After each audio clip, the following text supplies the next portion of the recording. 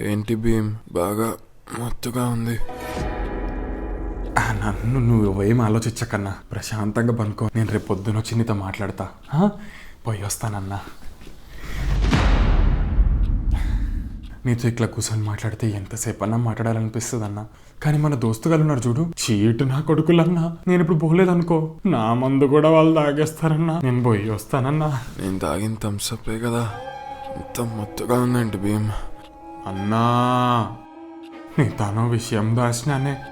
నువ్వు అనుకున్నట్టు నువ్వు తాగింది థమ్స్అప్ కాదే, బ్లెండర్ స్ప్రైడ్.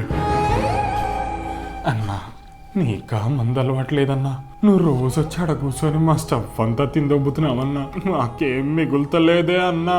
ఈ రోజు కూడా ఆడ స్టఫ్ బెత్తడంతే ఉందన్నా. గందుకే గీ కార్యానికి పాల్పడినానే. నన్ను క్షమించవే అన్నా. గట్లని పోయే ముందు ఒక చిన్న మాట, నెక్స్ట్ టైం నుంచి వచ్చేటప్పుడు నీ స్టఫ్ నువ్వే కొనుక్కొచ్చుకోవే అన్నా.